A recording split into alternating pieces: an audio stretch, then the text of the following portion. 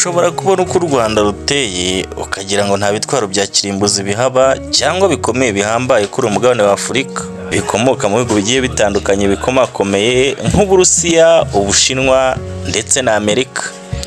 Si ibyo gusa kuko mu Rwanda naho hasigaye hakorerwa intwaro zikomeye byagaragaye ejo bundi kuwa 19 ndetse kugeza kuwa 20 Gicurasi 2025 ubwo u Rwanda rwerekanaga intwaro zikomeye mu bikoresho by'umutekano byakorewe imbere mu gihugu bigaragaza ubushobozi bw'u Rwanda mu bwikorezi n'iterambere ry'inganda mu bya gisirikare. Dore zimwe mu ntwaro zikomeye u Rwanda rufite. Ingabo z'u Rwanda RDF zifite intwaro zikomeye zitandukanye zirimo T55, amataki y'intambara akoreshwa mu mirwano ikomeye. Harimo kandi Tiran 5, amataki yavuguruwe ashingiye kuri T55. Harimo kandi AMR 9T, ibinyabiziga byihuta bifite imbunda nini. Hari kandi BMP1, ibifaru by'intambara byifashisha mu gutwara abasirikare. Hari kandi Latero IFV, ibifaru by'intambara bikomoka muri Afurika y'Epfo bifite ubwoko butandukanye nka Latero 23, Latero 60 ndetse na Latero 90. Hari kandi BTR 6, ibinyabiziga bifasha mu gutwara abasirikare.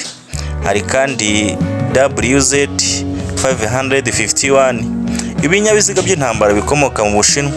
Hari kandi Otokar Cobra 1 ndetse na 2, ibinyabiziga byihuta bikomoka muri Turukiya. Hari kandi RG41 Niela, ibinyabiziga birinda ibisasu byatezwe mu muhanda. Ibi bikoresho byifashishwa mu bikorwa bitandukanye by'umutekano birimo no mu butumwa bwo kugarura amahoro mu bihugu bitandukanye birimo nka Mozambique, Central Africa ndetse na Sudani y'Epfo. Intwaro zikorerwa mu Rwanda. Mu rwego rwo kwihaza mu bikoresho bya gisirikare, u Rwanda rwatangiye gukora intwaro n'ibikoresho by'umutekano imbere mu gihugu. Muri ISK u Rwanda rwerekanye bimwe mu bikoresho bikorerwa mu Rwanda. Ibikoresho bya gisirikare byakozwe mu Rwanda harimo imbunda nto ndetse n'ibindi bikoresho byifashishwa mu mutekano. Ikoranabuhanga rigezweho harimo porogaramu za mudasobwa zifasha mu bikorwa bya gisirikare nk'ubwenge buhangano AI cyangwa Artificial Intelligence. Ni ibikoresho byo kugenzura umutekano hifashishijwe ikoranabuhanga. Ibi bikoresho byifashishwa mu butasi, harimo ibikoresho bifasha mu gukusanya no gusesengura amakuru y'umutekano.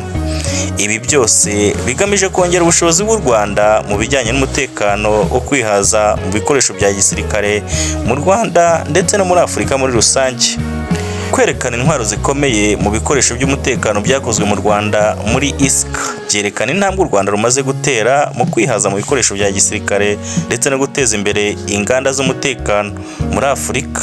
Ibi bifasha u Rwanda kugira uruhare rugaragara mu bikorwa by'umutekano ku rwego rw'akarere ndetse no ku rwego mpuzamahanga.